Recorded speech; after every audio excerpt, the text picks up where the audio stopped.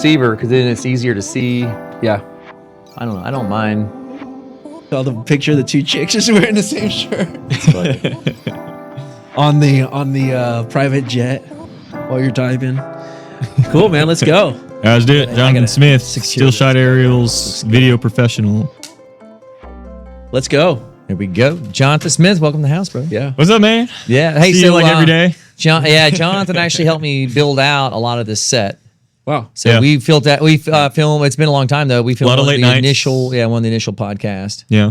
Some accidents involving a ladder and Whoa. Yeah. Just we're just cranking it out late nights, not There you sleeping. go. That's usually how it is for entrepreneurs. Just making it happen. Yeah. There you go, man. So, Jonathan, tell us what you do, brother. Yeah. So I started out as an engineer. That's what I went to school for in college. Always had a passion in video. And so, early on, I was slapping cameras on drones and kind of putting them together, and they barely flew, but it was good enough.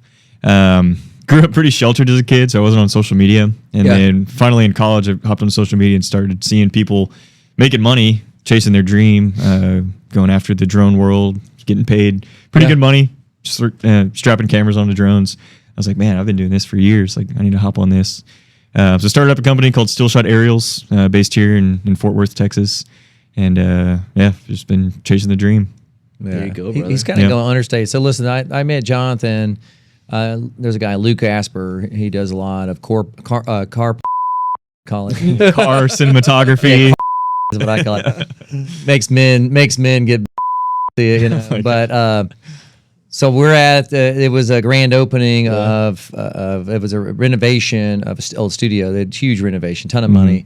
And so I'm walking around and I see Luke, and that's where I met Jonathan. But he's walking around. He has, do you know what a red camera is? I know what red cams are. All right. They're super expensive. He has a red cam on a drone. What? Yeah. Red cam on a drone. And Dude, this must be a heavy Just a little loaded guy. drone. yeah. So everybody that's in there is like, you got Luke that's the car master, and then he's walking around with this red on a drone. So they were getting a lot of attention. Yeah. Wow. Yeah. Wow, dude. It was a lot of fun. It's really interesting. So how did you get into drone flying? Was that always a goal? Was it cinematography first, learn how to edit, or was it just like, dude, this is pretty cool, I'm gonna fly? Well, I was a nerd. So I was in robotics. My parents bought me a kit. Do you remember the BattleBots? I remember from back in the day. There's like been a recent reboot for the BattleBots. But that was kind of like their heyday. I want to say it was like 2000, early 2000s, like maybe even like 2000s. But my parents had bought me this kit, and I was like 5 or 6 at the time, of the BattleBots. Yeah. And I would just tear up the house. There was one that had a saw attachment, and they made the mistake of actually like letting it spin. I mean, there was nicks in drywall. I almost chopped down like a tree. My parents had like this beautiful crepe myrtle tree, and like the limbs were like halfway cut. So I was just a menace, always taking stuff apart. I just had a Teddy Ruxpin. I mean, that was, but okay. Yeah. No, this is like Erector Set 2.0 for sure, but it was a lot of fun. And I was always taking my toys apart. Very rarely would I get them back together, but I couldn't stand not knowing how things worked and like seeing what the inside of them looked. But so my parents recognized that from an early age, and they really instilled like the STEM programs in me as much as they could afford. Didn't grow up super wealthy, but my parents always had food on the table for us, and got me implemented as much as their means could afford. So I was into that. So technically, I should be giving you the Iron Man Tony Stark glasses. Yeah, right. Yeah, but moved on from those BattleBots things. Got into Lego Mindstorms, which was like pretty early on robotics, where it had like this little brick and like some motors, and so I competed at a young age, and was always into sports too. So I had competition and technology kind of forced into me from a really young age. So I'm a very competitive person, can't stand losing. And I just love using technology to further along, whatever it is that I'm trying to do. So, and ultimately that's what I'm doing in the video space too. So other than the drone world, Brent and I partnered up about a year ago on how do we tackle the video space, but bring it on and use technology to help us every day. And I mean, we talk about politics all the time and kind of how the country's going and the society and not being able to get people to work. I'm a worker. I love working. That's why Brent and I get together and get along so well. So how do we use this technology to help implement in some of these processes and make things more efficient, higher profit margins, then ultimately bring in, I think, a higher tier of people that want to work with us. Yeah, yeah, and not only do that, but also provide that wow factor, because I saw you just showing me on your phone some of the video production that you're doing. I'm like, what? I thought in some of those video footages that you're while you're following a car on the camera, I thought you were just speeding up the camera, but no, you were actually following a car in full speed. Yeah. Yeah. Yeah. And for legal reasons, the fastest drone that I have and operate in the national airspace goes 99 miles an hour. Jeez. But they're much capable of going a lot quicker than that. Really? Yeah. And I'm working on a drone right now to beat the current world speed record. I do engineering consulting around here in the Metroplex for some big defense company names. So I've got a key partnership to try and beat that speed record. That's amazing. So, yeah. That's amazing. So you ever flown a drone? He's got one back there. Yeah, we have. That's Go bring it out. Come on. That's a Rican dude. Maybe no, We but do you'd a be little surprised. It's fairly capable. He was It blown is, away. yeah. Really? Yeah, it was. So with Yeah. all the shopping content we're putting out, I get tons of products sent here, and there's a toy drone, and I was like, "Here, man, try just see what you can do with it." And I'm like, "But hold on, there's hair in one of the blades." Is that one of your kids? Yeah. So Lyle, he's 5. Yeah. You only ran into one of He your was kids. actually flying it around in here. I mean, he's only 5. He's flying that drone around here, and I wasn't paying attention for a minute, and he flew it right into my head. Oh, God. That's your hair. Yeah, my hair. It was. My hair. It was a lot of hair. Dude, you're like, ah. Oh, it was stuck in my head. I was like, No, I remember when the drones started coming out, they were getting pretty popular. I remember Best Buy, they had the drone, the DJI Minis. Yeah. Yep. And as soon as I bought the thing, I took it out of the box. You know, you got to wait for the batteries to charge. And I think the batteries died like in 10 minutes. Yeah. So you charge this thing and you fly it up for the first time. You're thinking you're just going to be able to fly this thing in your house. Oh, no. Yeah. It is not a toy. No. I mean, you can No. do some serious damage on Yeah. on someone or something. Yeah, we can ask a couple countries on how that's going right now. in a little bit, I'll go grab that thing.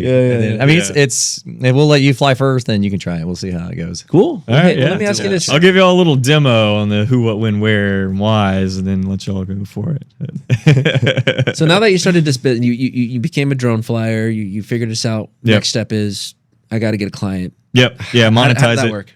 Yeah. How was the experience getting your first client, your first invoice, or getting paid for it? How did that work out? Yeah. So I grew up in an entrepreneurial family. So Yeah. my parents growing up, they owned an engraving business, and being in New Orleans, offshore drilling was huge. Oh, yeah. Basically, when you graduate high school, if you're lucky, you go to college. Otherwise, you become like offshore fishermen or kind of get sucked into the oil field and all that stuff. So they had a proprietary system that engraved at that time stainless steel tags, so it didn't rust in the salt water. So they were one of the major providers for these tags for the electrical panels on these offshore drilling Even rigs. probably valves, all kinds of stuff. Yeah, everything. I mean, the stuff on those I mean, you offshore wouldn't even drilling. think it's a little tiny tag. Yeah. Well, no, I was in Yeah. the Navy, so I used to run nuclear systems for the submarines and stuff, and then we have all kinds of plates because you have to have And everything labeled. switches and There's switches. You have everything from valves. You to don't want to switches. launch. Yeah. But it's metal. You want to make sure it's durable. Yeah. Okay, you don't want to launch. They a got the torpedo. 3M tape. Like you stick this tape on like a painted surface, on like a regular painted surface. Like you take that tag off, like it peels the paint off. Like it's super durable. Wow. So they were doing that, and I also got into screen printing and promotional products, and always just kind of find that little thing, that little the niche in the market of where they can implement things in. So I saw that growing up. I was free labor for them, so I was helping coat these tags and organizing them and everything like that. So they put me to work. And then they wound up starting up a restaurant. Oh, you started a restaurant? No, my parents Oh, did. your parents did. Yeah, my parents did. Unfortunately, they opened January of 2020. Ooh. So they had a solid 4 months, and then the world shut down. Oh. So watching them through that process, as hard as it was, seeing them pivot and go, okay, well, we have the restaurant, we have the means to feed people. How do we give back to the community? Because my parents are, deeply generous. They love giving back. So seeing them bring food to homeless shelters and churches and whatnot was I loved being a part of that. But then also on the business side, how do we stay afloat through this process? So switching to go orders, catering, anything that could get business out the door without bringing people in. Unfortunately, the franchise itself that they had bought into wound up suffering more than they did on a Wow. personal level. So the franchise went under. And so they couldn't support. so- they couldn't support exactly. the mom and pop business. Yeah, Yeah. I get But it.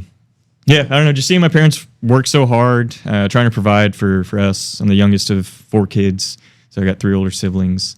That was just instrumental in how I grew up, and then wanting to be an entrepreneur. All my siblings also have their own businesses, so we just And then kind of crank and get after it. rock yeah, and roll. Yeah. Rock and roll. Yep. And so going back to let's go back to your first gig as a drone operator or Yeah. drone cinematographer. Don't know yet. Yeah, drone Or pilot, drone nerd, videographer, and then- whatever. How did you get your first gig, and what did you charge? What was that Yeah. like? Man. Was it your first gig free, then you learned, and then maybe the next one I charge? I'm trying to think. It's hard to remember what my first gig was. Mm-hmm. It all kind of blends together for me. But they all sort of, the first few gigs were kind of in the same realm, if you will, where I was flying around mainly for fun. And somewhere along the lines, I got hooked up with someone in the Ladies Professional Golf Association, so the LPGA. Wow. And they were plugged That's so in. random. I know. It was like hyper niche. That is Sounds- so Honestly, random. I didn't even spot on know. for me. I didn't even know. Yeah, I know they it had is. that, which like good for them. But I didn't know. I don't know. I was never a golf guy. I played baseball, but yeah. Somehow I caught the attention of like this weird like marketing association that hyper niched themselves into only providing ladies golf marketing. And then I got introduced through that to like one of the directors of the media. And then they were like, hey, this is going to be on like ESPN. Is there a way to like plug this thing into there? And I was like, I don't know. And so we Googled it and we looked it up. We're like, oh yeah, we just need this adapter. It's like HDMI to SDI adapter. Yeah. And they're like, does Best Buy offer that? They're like, no, but, and I didn't have a production background at this thing, so I didn't know what any of this stuff Yeah. meant. You just Googled it. I love it. Yeah, but Let's one go. guy was like over here, and he's like, "Is this what y'all need?" And it happened to be the exact thing that we needed. So we plugged that in, and then we wound up being on a live broadcast. Dude. Yeah, and then from there, just like doors started opening. I was usually like pretty social, so just kind of put myself out there, telling Yeah. people what I did. Just kind of snowballed and realized I could attach more got and more introduced dollars to- to yeah, it. Yeah. And then as I got better in my craft, especially because I was always a pretty good drone pilot, being in robotics, controlling stuff, RC cars, stuff like that. But as my skill set improved on the camera work side, and I was able to kind of slow down so people didn't get sick watching it, I realized I could start charging more and more and more. They ultimately started building out a team, so hiring out other pilots on contract work to come work for me, work with me. On this product. Yeah, it just kind of builds itself. Meeting more people, more influential people, and now I mean, I've outlasted a lot of other drone service providers, especially here in Texas. I think purely based off of relationship building. Yeah. I've worked with and for a lot of other companies that haven't survived, I think because they've been so technical. They've let the relationship side fall to the wayside and or taken things for granted. Like you're extremely lucky to be able to work with the majority of the people that you work with. And so that's something that I've never taken for granted. All of my clients, I become really close friends with them. Wish each other happy birthday. Hey, how's the wife and kids doing? Merry Christmas, all that good stuff. Working with a lot of automation engineers and software engineers and in this space, there's a lot of nerds. Yeah. And their communication skills aren't that great. Yeah. And Yeah. so Our actions speak louder than words. But. YOLO. And then, when I first started YOLO Nerd and working in automation and software engineering, I actually learned to sell credit card processing machines. Hardest stuff to sell. Yeah. Go into a business. You're like, kick hey, you out. should pay us Yeah. for something that you don't really know why we should get paid for. I've had actual business owners throw a credit card processing machine. It wasn't even ours. Yeah. Dude, that Tough was sell. some rough sales, man. Yeah. Should have heard That should be me every earlier. sales guy's first job. Yeah, the roughest sales on planet Earth. It was Yeah. full commission, and Yeah. dude, that's where I really learned how to Yeah. communicate and work on my craft and voice inflection. But I Yeah. would say, working after that, I went to work for a credit restoration company, and left that company. And I'm like, oh, we could do this ourselves. Teamed up with another guy. And the reason how I got into software engineering and automation, I thought about this back in 2013, is my sales guys hated manually dialing phone numbers. So Okay. we would get a list of leads, and Yeah. they would just hate manually dialing. And so I was able to connect. You remember Vonage? Remember Vonage? Yeah. Before So my time. It's voice over internet. Voice over IP. It was okay, one of the okay. very Yeah, service. It was one of the big providers after AOL with a little CD. Yeah, Okay. But it was a big VoIP. I am old enough to remember the You Got Mail. Yeah, and then also whenever my parents were working because they were doing the engraving on the computer, like early computers, and my sister, being typical high school, would get on the phone, and it was just like all chaos in the house. Like, get off the phone. We're halfway through this process. Yeah. No, dude. Try to see a naked picture of a girl when you're at 16 years old trying to. It would be like line by line. Almost 8-bit. Like The clear phones. I remember the clear phones. My sister had a clear one, and like when it rang, like the lights would go crazy. You could see all the inner workings of that. Yeah. I wasn't allowed in her room because everyone would be scared I'd take it apart. But I took phones apart, all this stuff. But back then, there was just a couple parts you screwed. yeah. But going back to Vonage, Vonage was the first provider, and I was able to connect Vonage to a software engine that I connected with an Indian dude. And so I was able to create an auto dialer for our staff at the office, which was really cool. Nice. And I was able to tweak it to where we get only one line, and I can make that line splice into multiple lines. It was weird, but I was able to make it work that way. And I would say, my first auto dialer engine that I built. Okay. And then that's how it started. Yeah. So when it comes to tech background, then after that, we sold that business. I started getting more into the tech space, and that's where I got really involved with a lot of nerds. Okay. Yeah. And they were just terrible at communicating. Yeah. Yeah. But we live in the basements. Yeah, dude. Yeah. But you said you work in, engineering. Yeah. You work for some really big dogs. Are you allowed to mention some? Or you don't have to if you don't want to. I can mention some of them. Okay. Yeah. Probably not the big ones. Okay. Because they're still kind of riding the lines, so to speak. I get it. Yeah, one of the main companies that I do weekly sales, or not sales, but like touch base with. What's the word I'm looking for? Touch-ups, I guess. Okay. Galaxy Unmanned Systems. They're based in Fort Worth. They have a really cool legacy. They were doing unmanned airships. They're still doing unmanned airships. Blimps. Like really? blimps. They're like blimps. Yeah. Like Goodyear blimp. Yeah, but without No one in people it. in it. Yeah. Are you serious? Way before this was even a thing. Dude, Yeah. what? Yeah. So their father, it's Jason and Tony White, two brothers that own the company. Their father was a pioneer in the RC world. Yeah. And he created the first proportional radio, and proportional meaning that each stick has its own input. So, little history lesson if you didn't know. Before the typical RC controller that has the sticks that you go. Are we talking one where it just has one wheel? Or we're talking about No, so we're talking about a literal phone dial attached to a wire that was then attached to the aircraft, and then later they cut the wire to transmit.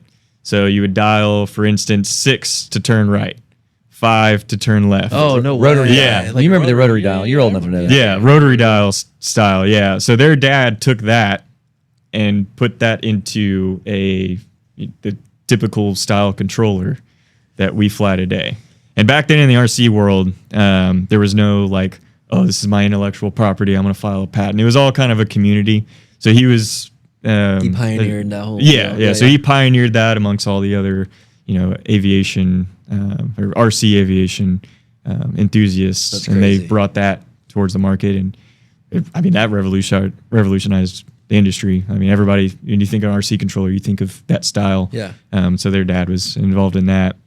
And so they experimented doing early surveying, putting film cameras on bigger RC planes. And then ultimately they moved into the indoor blimp world, flying it for the Stars and the Mavs. So if you remember back...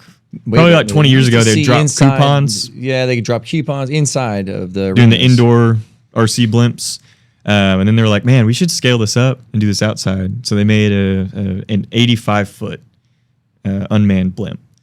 They were flying it. Somebody's driving it over California Speedway or, Minneapolis 500. Exactly. Yep. Wow. Yep. And so this is going to come kind of full circle a little bit to what you just said. Is they started flying that around, tested it out, and caught the attention of Cineflex, which they make $1 million cameras, gimbaled cameras that you see on like Michael Bay's films where they're flying them with helicopters or planes, like the big gimbal cameras that you see. Caught the attention of Cineflex. Lots of and they were flare, like, no Michael Bay moves flare, yeah, just flare. yeah, flames, explosions, yeah. So Cineflex had this prototype. It was the first HD camera before, you know, it was analog film and whatnot. They were doing, But this was on a helicopter. high definition, typical mounting, yeah. Okay. But they caught the attention of this big airship, and they're like, I wonder if you could put that on the airship, the big camera. So they sent them a prototype HD camera. Wasn't supposed to be live or, you know, broadcasted or whatever. But they had this gig for testing purposes doing the NHRA, so the big, you know, drag racers. So they took the blimp out with this prototype camera that wasn't supposed to see, you know, the public. And they got hooked into the broadcast team just so they could kind of make aware of what they were doing. They weren't supposed to be on the broadcast. And someone comes running up to them in their flight area and like, dude, the director's calling for y'all. Y'all aren't talking back to him. He's calling for these shots. And they're like, we're just here for testing. Like, we got this blank. They didn't have a sponsor. Like, there was nothing on this blimp. It was just this blank white big balloon in the sky with the camera. Yeah. And it was a weather balloon. Exactly. Yeah. And they're Mysteriously like, floating across the we're just here like testing. And they're like, the director's calling y'all because he loves your shots and he's putting y'all on the air. So it turns out that they just show up to this event. It's supposed to be like a testing event, you know, with Cineflex there and the Cineflex reps. And so they ultimately accidentally provided the first HD broadcast from an unmanned system in the world. Dude. Just from being there.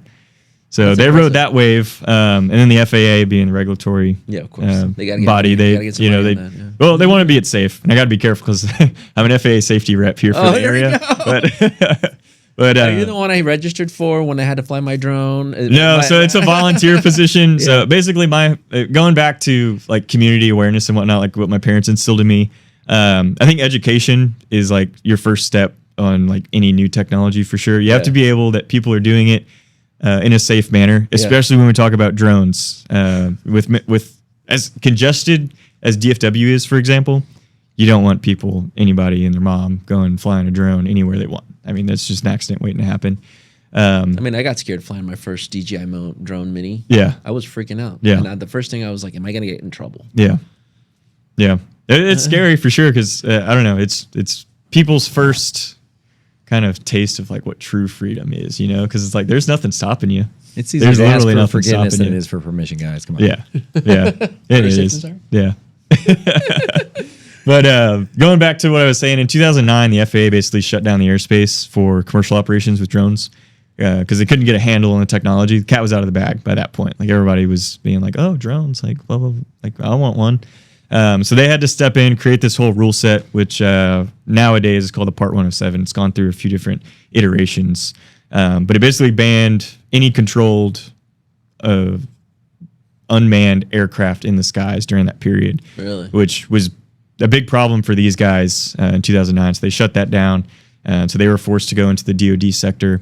And then I linked up with them while they were full DoD mode. And that kind of kickstarted my consulting roles, being able to consult them on engineering design for quadcopters and the typical drone platforms that you would see and everyone's used to seeing today. Wow. So that kind of sparked me networking through some big players here in the Dallas and Fort Worth areas. As well as, you know, smaller startups like Galaxy, and then Unmanned Experts is another one. That's a unmanned traffic management. So how do we basically create the ADSB for unmanned systems, which ADSB is like the tracking that air traffic control uses to track manned aviation. How do we implement deconfliction softwares between unmanned and manned so we can actually see where everyone is? Wow. So, I didn't realize it goes that much. And then also narrow down regulations. If they need someone to go in there with the FPV, you know, the goggle style. Yeah. I have been with Jonathan where, I mean, they're cruising through. It could be live broadcast or just recording inside the convention center. We were there for that the air convention thing. Yeah. Wow. You know, inside churches stuff. I mean, they trust him. Yeah. He'll use a smaller Fellowship Church. If you've seen any of their marketing materials, anytime they have a big conference or like some of their Christmas specials, they go kind of all out on that. they hire me to fly my drone inside and kind of around the crowd, and it's kind of a that's so spectacle. cool. So people like wave at it, and it's just a fun thing. Oh, you're like, you bring. Yeah, and they get good media out of it because it's like a perspective. People are used to seeing like jib arms kind of move slowly around, but you're limited on what you can do because it's on a crane. Pole. Yeah, it's and you got wires. But with drones, like you're just cutting all the wires, and you can do some crazy stuff. So for a cinematographer that knows how to do film, just regular, like just some of these cameras, but once they get into, all right, I got to step up my game. Yeah, I need to provide an additional service to provide aerial footage. Yep. How does someone get started? Yeah. So what's a camera you recommend for them to get started? I'm gonna really. So let's say I'm a total kick butt cinematographer. Yeah. But So I gotta step my game. Most people just think of drones as an extension of their tripod, where they're like, oh, like the drone, I'm not bound by physical limitations. I just thing that up. Most of them learn fairly quick. It's a skill. It's not an art. It's a technical skill because you have to bind things, firmware updates. I mean, some of like the higher end cameras, you kind of have to blend that art and technical side. But drones typically are a whole different. It's a whole different animal. Yeah, whole different animal. But I mean, I lost. To your point on recommendations, I always recommend people start with DJI drones, and unfortunately, due to regulations, the DJI drone mini. Yep. Okay. Yeah. Okay. Unfortunately, due to recent regulations, it's very hard to get your hands on DJI drones, and we'll see kind of in the coming years on how that affects the industry as a whole. Yeah, I got mine from Best Buy. Something easy. Yeah. Yeah. It was now even, the one. was So even literally Costco. up until December of this past year, DJI, you could go into a Best Buy, you could buy your DJI drone, and you could go fly it. Now you go into Best Buy and you get some like BS, like just basically a bunch of jumbled up letters next to each other that make no sense, like as the brand name, and it's basically an Amazon Plus drone, like nowhere near capable, nowhere near as safe as the DJI drones. Slapped in the hand Exactly, yeah, because they're the giants. The first ones. They're the giants. Okay, yeah. Okay, of course. Yeah, they're gonna really. So they have been able to outcompete on a global scale pretty much any other drone company out there. So globally, though. Globally, yeah, not just the United States, not just Europe. Like the Europeans have, drone companies that have started up their OEM drones. United States, we've tried over the years. Ultimately, regulation has killed the innovation in our country so many times that we're a decade plus behind the technology on companies like China that don't have as much regulations on what they can and can't do. Dude, when we interviewed Paulo, he says, "Dude, we got to ramp up our game. China's going to kick our ass." Yeah, and it's very prominent. Like the drone, I think, as an industry, is a litmus test on exactly what overregulation does to any technology. I mean, I've lived it. I've seen it time and time again where we get regulation, as good intentioned as it may be, just chops you off at the knees. And it just resets the clock on how many decades now is it going to take to get back to the point that we already were at. Mm-hmm. Yeah, I mean, it's overreach, but at the same time, I mean, it's good intention, but then it's really hard to change once you go there. Yeah.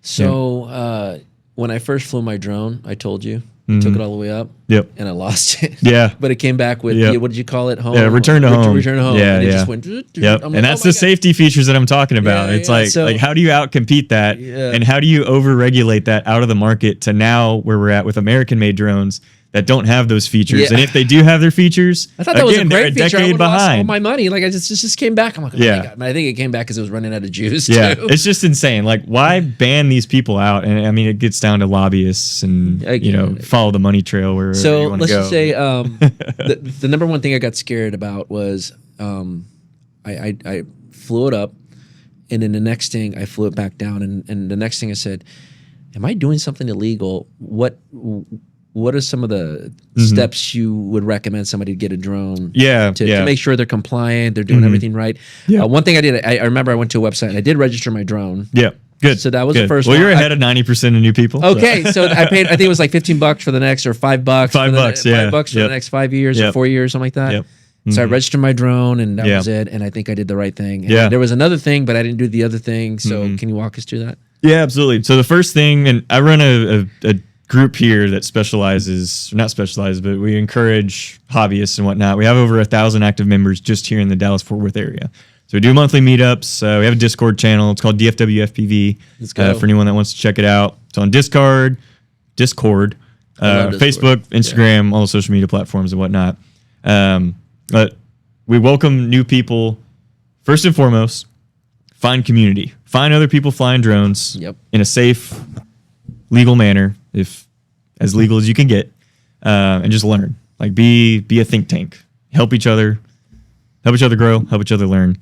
Next step is if you want to fly, regardless of recreational or commercial, or you're just dipping your toes in, at the very least, hop on the FAA website, and there's a thing called a trust certificate. So it's the 44809 rule set out of the Part 107 rule set, which is dedicated for recreational flying.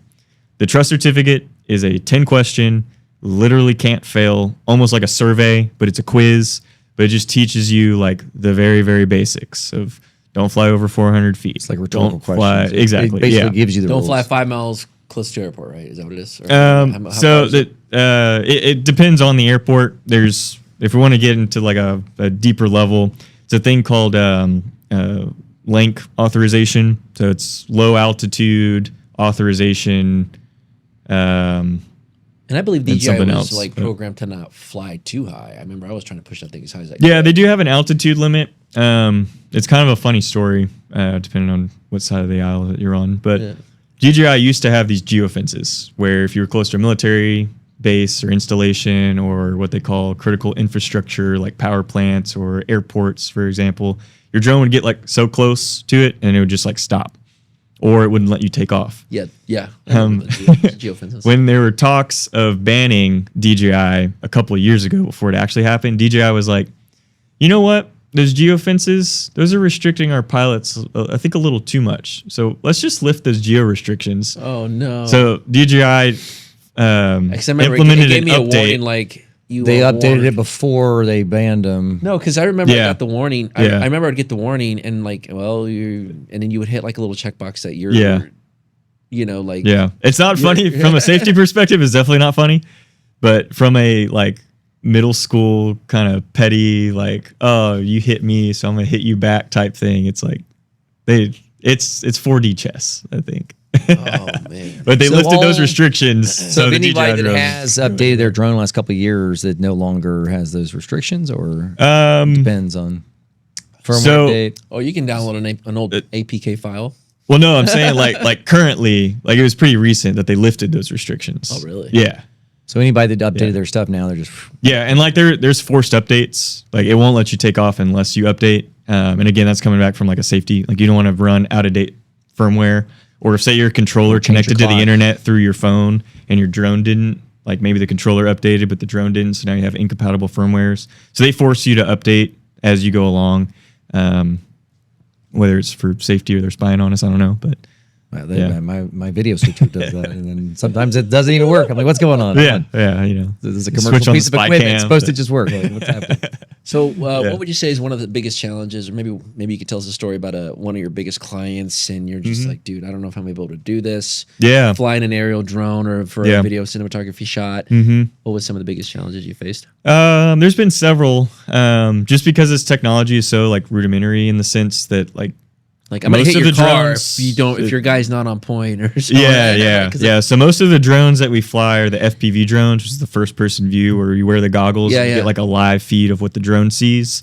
Those are rarely, if ever, bought off the shelf because they're not offered. So we literally have to build these ourselves. You're pretty much 3D printing stuff too, right? Yeah, so I do 3D printing. I've cut my own CNC frames from carbon fiber. You're building these custom. They're pretty much custom. Yeah, they're custom. This isn't like something you can buy like the frame as a kit and put the kit together, but now you have to source the components. So you have to find the flight controller and ESCs that are all compatible. Wow. Yeah, and they run on different like firmwares. You're not just going and getting into this game. No. There's a whole lot behind. Unless you join DFW FPV and we'll walk you through it. But. Oh, there you go. There you go. Okay. Yeah. Discord. Yeah, there you go. Yeah. So that was probably one of the first like huge learning curves there is figuring out compatibility on like the technical side of things. As far as clients are concerned, anytime the creatives have this crazy idea in their head and they're like, we need a drone for this, and we need it to do this, this, and this. Oh, you need it to fly 2 miles that way and then back. I would say like having to explain technical limitations to a creative-based only person that can barely operate a phone. That's probably like the biggest challenge. Is like, no, my battery only lasts 3 to 5 minutes on most of these platforms. I can't fly for 30 minutes and give you your whole feature film in a single take. So that's like one of the big hurdles. It takes a lot of juice. Yeah, like just a lot of juice. Yeah. And the batteries that we use for these things are like highly volatile, and then they output a lot of power. Combined with these drone systems are very power hungry. Yeah. And there's only so much weight that you can put on the drone before it just won't take off anymore. Heat dissipation and you're exactly. Yeah. They're relatively inefficient from a system standpoint, but they're pretty dialed in as much as we've been able to squeeze out of them. So I'd say that's a big challenge. Earlier on, putting cinema cameras on drones was a big challenge. They're not light. You get gear fear, and then they're expensive. And then like crashing GoPros, it's like okay, I'll go to Best Buy and I'll go get a GoPro. He has a crash story. Yeah. Oh, can you tell us? I can tell us. Yeah, dude, tell us your crash story. You're like, shit, I think I'm done in this industry. I don't think I'm. Well, I didn't go that far, but it was pretty close. Yeah. Okay, let's go. Yeah. So we were out at a testing facility that is dedicated for UAS testing. So the airspace is like basically blocked off to main aviation, so you can do literally almost anything you want. And we were chasing some helicopters, testing some software, and we were going pretty far away. I don't exactly remember how far we were going, but it was pretty far. And during that time, it was very difficult and unpredictable to set up the return to home style stuff. Yeah. So I remember my home this was is here, with but an then it would FPV land over drone. there. Yeah, or just wouldn't like kick in. So that was an issue that we were having. I had tested this before, and it was a new firmware that we had been testing. But I was like, you know what? We're going to push the limits because we're in a safe environment. Like this is how we're going to do it. So we were chasing helicopters, and being that it was a test, we were always staying like pretty far away from the helicopters anyway. But we get out to distance, and like the drone like twitches and does something weird. And I was like, that's kind of weird. And like before I could finish the thought of that's weird, I just see in the goggles the drone flip upside down. And I'm carrying a $12,000 camera package, really expensive lens, real expensive camera. And I didn't lose video through this whole interaction, but something happened with my radio link, and I had the return to home function set up there, and it's supposed to auto return to home if it detects anything funky going on. That failed. And then I'm just watching this thing free fall, and it was probably only like 15 seconds, but it felt like 2 hours. And I was at like 350 feet, just watching this thing go. And I remember halfway through the free fall, me like flipping switches or whatever, like nothing's happening. I'm watching in the feed, propellers aren't moving, and I basically just like took my hands off the controller, and I was like, there's nothing I can do but like literally watch this thing fall. But you're watching it on your. I'm like watching it, yeah. It crashes, video signal cuts out. We drive all the way down this test range. It's muddy as crap. I'm walking in my nice shoes because it was like, a pretty big client. But that's it's not big in the testing. You're not even thinking that. You're like, what did I break? Yeah. There, no, I ruined this like super nice pair of shoes. Still haven't worn them to this day. Maybe those are like my bad luck shoes. So we're walking through the mud, trudging through. I didn't know exactly where it landed. And my visual observer was like, yeah, I mean, it's like right over here. And I was like, what do you mean by right over here? And he's like, no, it's it took us forever to find it. But we finally find the drone, and it had rained the night before. And so it was like swamp. Oh. And we just see like the bottom corner of the drone sticking up out of the mud. And we like take it out, flip it over. The camera is completely caked in mud, lenses shattered, props are missing. The drone's like pretty much a goner. Get it back, let the mud dry, scrape it all off. And I was like, well, let's recover the footage, watch the footage. It's kind of cool footage, just seeing it fall and crash. Clean it off. And probably about a week later, I was like, you know what? Let me see if that camera still works. Put it all together, turned it on, waited, nothing. And I was like, oh, crap. So I just like set it over to my desk, and then I looked over probably a couple minutes later, and it's like booted up. And I was like, no way. So like did a bunch of tests. But this was your camera, right? It was my camera. Okay, Yeah, personal I camera. thought you were yeah. using like someone else's camera. No, company camera. Okay, yeah, okay, yeah. okay. We typically don't fly unless the people's budget's enough that I can replace the camera. I typically don't fly other payloads. Like Yeah. if you have a very specific payload that we need to fly, and if we don't have it, which is pretty rare, we'll go and buy the thing and then do our testing and then fly it from there. Oh wow. But yeah, so shout out to Red. I mean, this was a Red Komodo 6K, freaking bulletproof, and like tested it, put it on, turned it on, turned it off, turned it on, turned it off, turned it on. You know, tech. Yeah. You got to keep turning it on and off. Yeah. Shook it around, and still fly it to this day. So camera didn't lose the camera. So Red cameras, man. And I had insurance on the lens, so I told insurance what happened to it, and they're like, okay, well, go buy another. Yeah. Yeah. Wow. Yeah. Wow. Okay. So we're not afraid to crash. And then one of the sayings that I coined a while back is if the drone fits, we can fly it. So we'll fly through car doors. We'll fly interior. Can you film like if I'm not driving, obviously, but like if the car's like if we're parked, you have your actor here in the driver's seat, and a passenger just flies through it.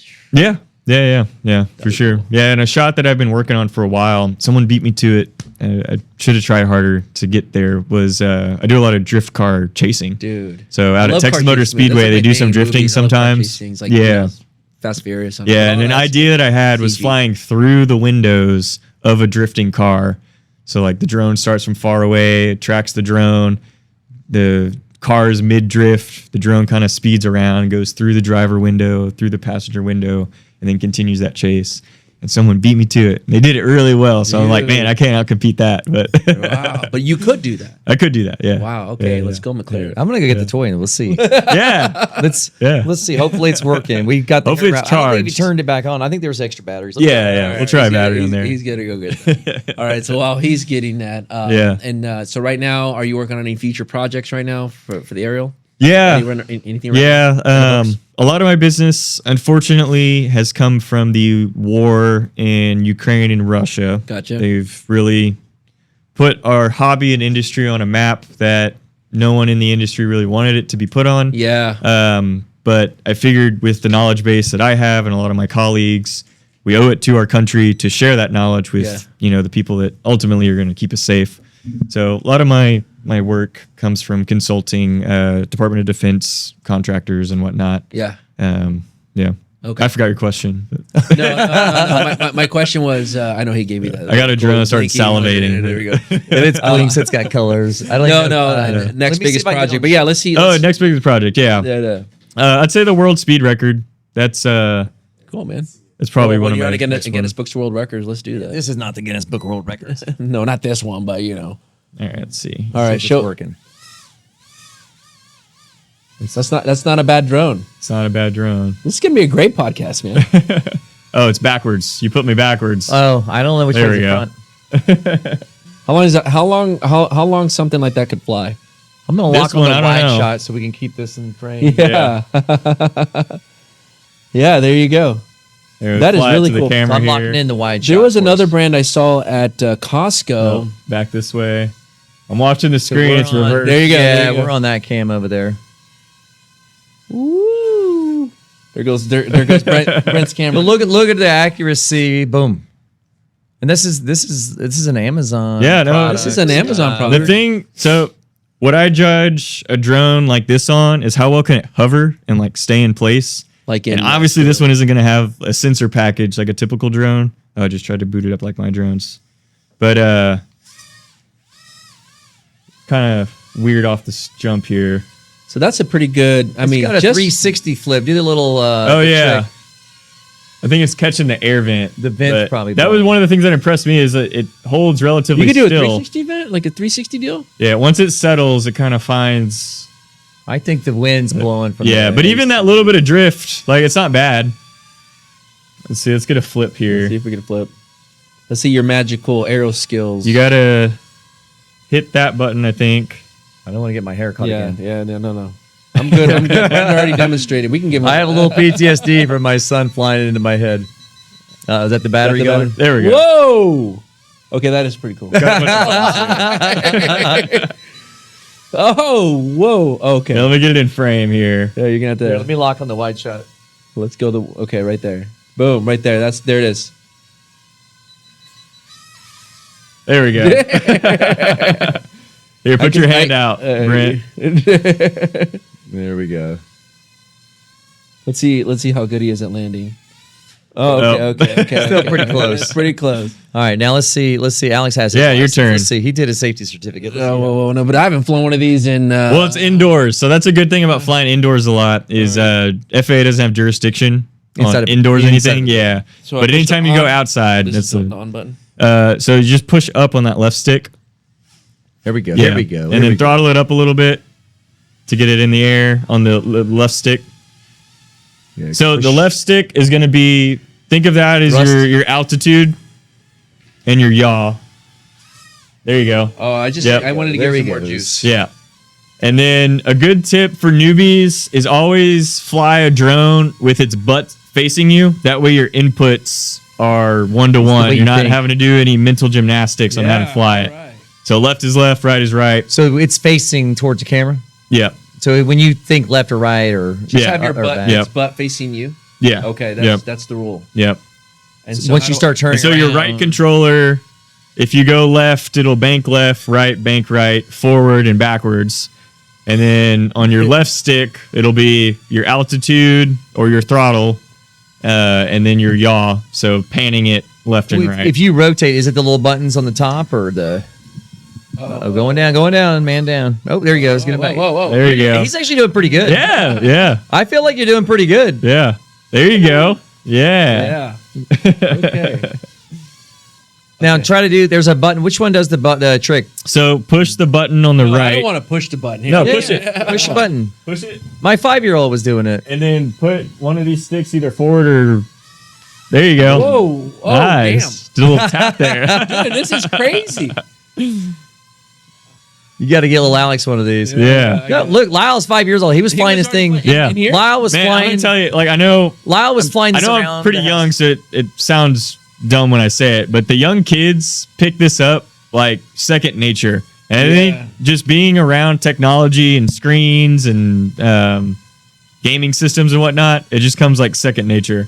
Like I picked it up pretty quick because I was Well, you kind grew of on up that. also with controllers similar. Yeah. Like when I was a kid, it was a Commodore 64. Yeah. Or we had Atari. It was like one. Yeah. We had maybe one or two. And we didn't grow buttons. up like super well off, so the first gaming system for me was the Super Nintendo. See, mine was I learned on Duck Hunt. You didn't have Yeah. Commodore, or you didn't have. I didn't have a Commodore. I had Atari. I had. don't remember no, Atari? I had Sega Genesis, NES. Okay, well, Didn't you're have a maybe you're Commodore. younger than I am. Then maybe Yeah. you're younger. Okay. 1 year younger. I don't know. I mean, I remember the old PlayStation old 1. I remember stuff. my was- brother- Jaguar. So my brother's 16 years older than I am. It's like almost a completely different generation. Yeah. I was always super excited when he came home from college because Yeah. I was probably 6 or 7 somewhere. Actually, yeah, like 5 or 6 or so. But he had a PlayStation 1 and the original Xbox. And so I got to watch him play all the cool games, and he would let me play PlayStation. Yeah, And I remember yeah. Cool Borders 3. That was my jam. Yeah, cool. The snowboarders game. Cool Yeah. Borders 3. Okay. Okay. Sweet. All right. I'm gonna chill for a minute. He's already has I'm very PTSD. competitive, and I Lynn- don't even. Yeah. I don't even want to go. Don't for want it to show right now. up. Not unless I'm like, all right, I practiced. You know what I mean? So what's Like the- even I'll tell you a real fast Yeah, go story. for it, So go for when I first started dating Lauren, Leighton was playing soccer, and he's 5 years old. And I was never a competitive soccer player, but I played once in high school in Alabama. Yep. Yeah. And I went and bought a pair of shoes and a soccer ball. And I'm touring around the country with Acura at the time and Honda Power Sports and these events. And one of the guys is like, "Why do you have a soccer ball and shoes?" And I'm like, "Well, I'm dating this girl, and she's got a son. He's playing soccer." And he's like, "And you bought a pair of shoes and a soccer ball?" I'm like, "Yeah, Yeah. of course." Trying to impress her. No, not press her. That kid No, ain't gonna score no, on I'm me. gonna beat him. I'm gonna beat the kid. I'm like, no, it's not about her. It's like I don't want this like kid showing me up. you Yeah. know? Yeah, that's how You competitive. think you're gonna out dribble me? Yeah, that's how competitive I am. But he's probably gonna be the best one. Oh, he's definitely Dude, he's this kid is like He's going really pro, good. man. Yeah. He's good, man. I mean, this guy has these legs. Like this guy's been doing this for a long time. Yeah. Yeah. What's going to be the overall goal for the business? Oh man, that's a hard one for me. Going to my competitive side, I'm always looking to push the envelope, and like to a certain extent, like I'm never really satisfied with like any end goal, for example. Would like a goal be like, hey, I want to do a full feature, like I want to be part of a full feature film, or like I'm coming that kind of cinematography? We're Not talking really. like a Christian Nolan film, or like I'm sorry, Christopher Nolan film. Yeah. Something like that. So Here to be Taylor Sheridan. They're the production. They're doing stuff. yeah, so. yeah. cool. No, If they call, you're not that gonna is say a no. goal. What's that? If they call, you're not going to say no. Yeah. Oh yeah, no, absolutely. If Hollywood yeah, They got the calls, budget. No. It's really a budget restraint. That's Yeah, all. it is. If Yeah. the budget's there. Yeah. Yeah. No, that's definitely that would be a near-term goal for sure. I'm thinking more long-term for me. Is I'd like to get more into the manufacturing side, especially as AI starts to get implemented into drones. I want a hand in that.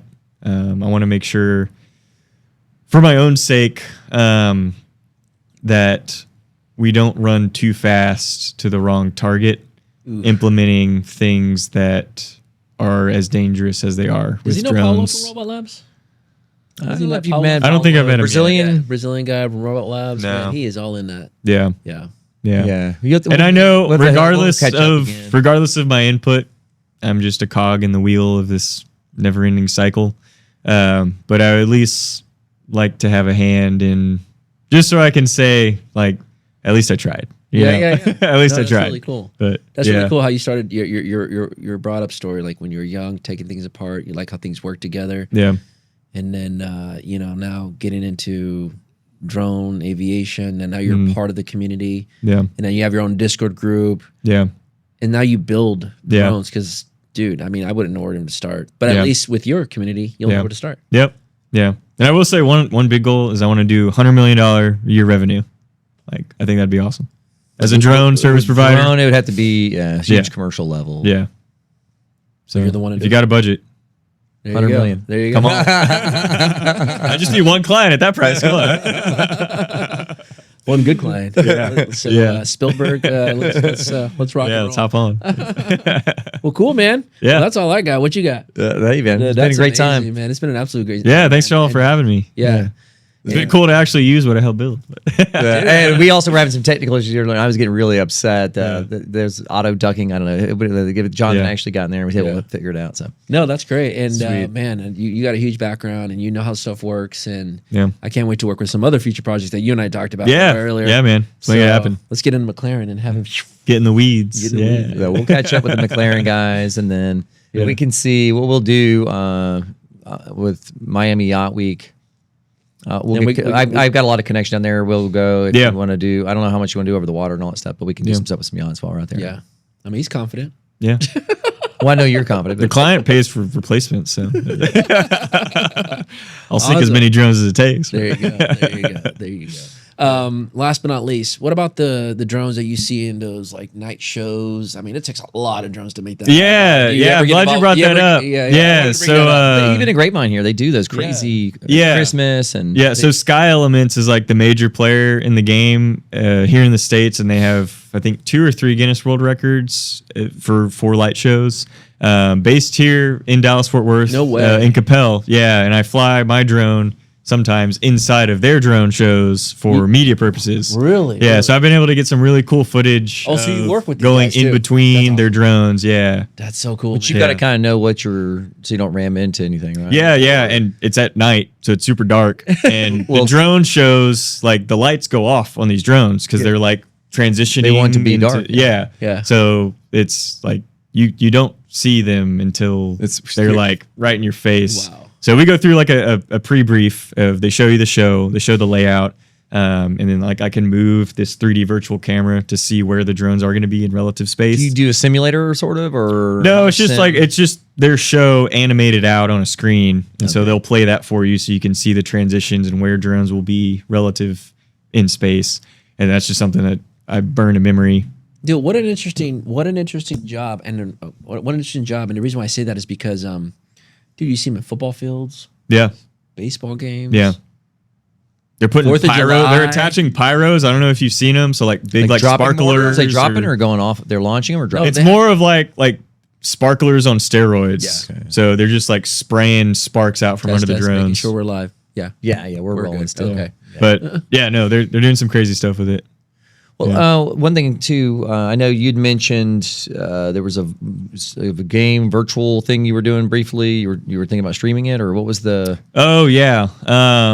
So getting back to kind of the war type things, there's a few different games out there. One of them that got real popular is called Arma Reforger, and it's a military simulator but gamified. Yeah. Like it got popular because it was a fun game. So the people that don't like the running around of Call of Duty and like more strategic working with players play this game called Arma. Yeah. And they started to implement drone flying in the game. Yeah. So they have these FPV kamikaze drones. It's on Steam. I've seen it. Yeah, it's on Steam. Yeah, it's pretty inexpensive too. It's a lot of fun. So I hop in some of the servers that they've implemented these FPV drones and just like mop up Sniping people. Do what? You're like, I know how to do that. Yeah, it's just not even fair. Like you can't hide from me. But I figured, hey, if we're gonna get drafted, I may as well be good at something that I like. Well, they're just recruiting now. They're like, hey, what IP address is that guy? Somebody knocking at your door. Yeah. We need you to come. Yeah, but it's fun too because I hop on there. Like I like educating people and teaching. It's ultimately like black sack over his head and throw him in a van. Yeah, right. Look, we need you in Afghanistan. Oh man, I need to get that land now. But I've put my name in the hat for a number of the DoD contracts on the training side of things. Yeah, that's another long-term goal that I have is like training like some top tier operators and cool doing drones. So sweet, yeah, sweet, man. Well, hey, Jonathan, man, thanks for coming to the Founders Lounge, man. That's awesome. Absolutely. That's it, yeah, brother. Lounge. Thank you, brother. Awesome. Yeah, and Dave, Jonathan, thanks again. Follow me on Instagram too if you want to see some of my work at Johnny B Rockin, JONNYBEROCKIN. Then my company Stillshot Aerials, www.stillshotaerials.com. Dude, let's go. Let's connect. Sweet. Let's go, man. Hey, thanks. Appreciate it, brother. Thank you. I mean, yeah. All right, let's go.